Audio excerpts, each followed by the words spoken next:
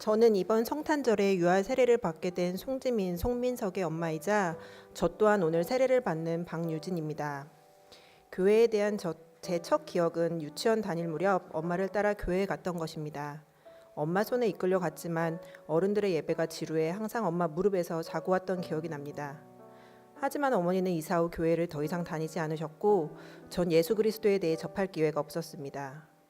초등학생 때 친한 친구를 따라 교회 여름 캠프에 따라가 보기도 했었지만 그런 기회는 단발성으로 그쳤고 인생에 큰 굴곡이 없었던 저에게 종교에 대한 필요성, 절실함은 점점 사라져가는 듯 했습니다.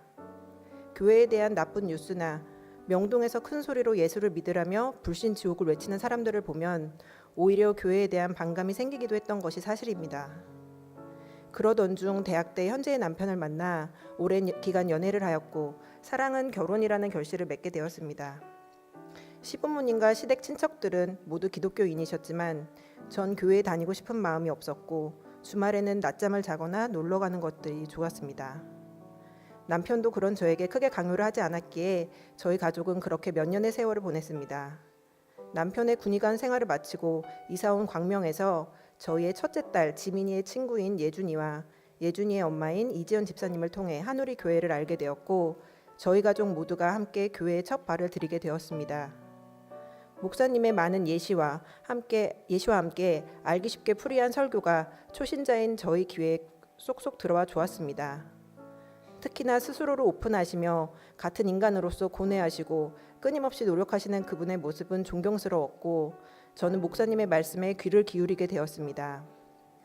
예준이네 가족의 모습을 보며 우리 아이들이 예나처럼 크고 사춘기가 되었을 때 우리 가족을 붙들어줄 예수님의 울타리가 있다면 그 시기가 좀 더 원만히 지나가지 않을까 하는 생각도 들었습니다.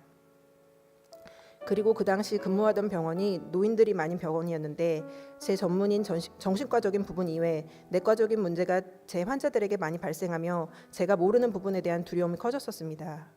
제 환자들에게 큰 문제가 없게 해달라고 기도를 하며 교회를 찾게 되었던 부분도 있었습니다. 주일에 교회를 나가고 설교를 열심히 듣고 제가 원하는 바는 기도하지만 눈에 보이지 않는 예수님의 존재 그리고 성경의 말씀은 지금까지 배워온 과학적인 상식으로는 잘 이해가 되지 않아 좀 답답한 마음이 들던 날들이 계속되었습니다.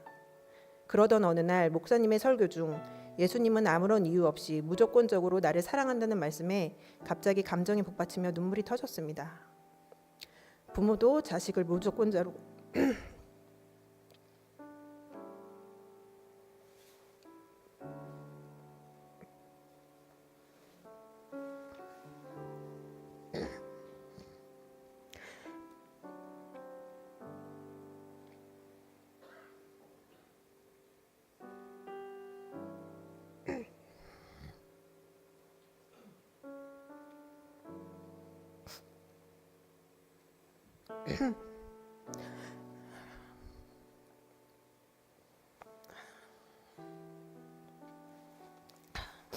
부모도 자식을 무조건적으로 사랑하기는 힘든 세상에 저를 온전히 받아주시고 사랑해 주신다는 말씀은 큰 감동이었고 은혜였습니다.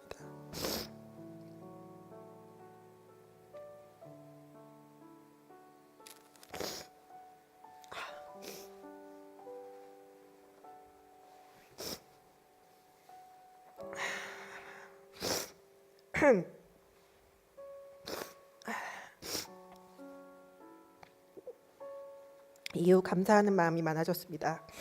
매일같이 출근하던 길을 가며 있어 맑은 하늘과 가을 풍경이 눈에 들어왔고 그런 자연을 허락하시고 볼 수 있음에 주님께 감사하게 되었습니다.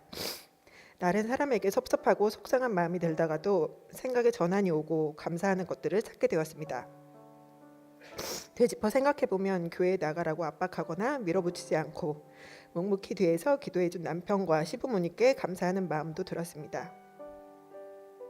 이성적이고 감정을 많이 억누르며 살며 오랜 기간 기독교에 대해 거부하는 마음을 많이 갖고 있던 저에게 기독교인으로 거듭나는 것은 어색하고 어렵기만 합니다.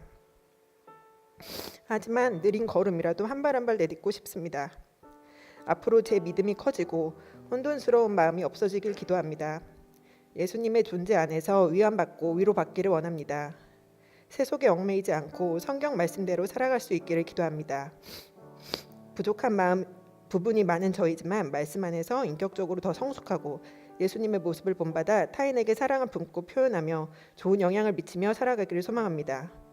믿음이 성장해 살면서 여러 어려움이 닥쳤을 때 예수님 말씀 안에서 잘 극복할 수 있기를 소원합니다. 감사합니다.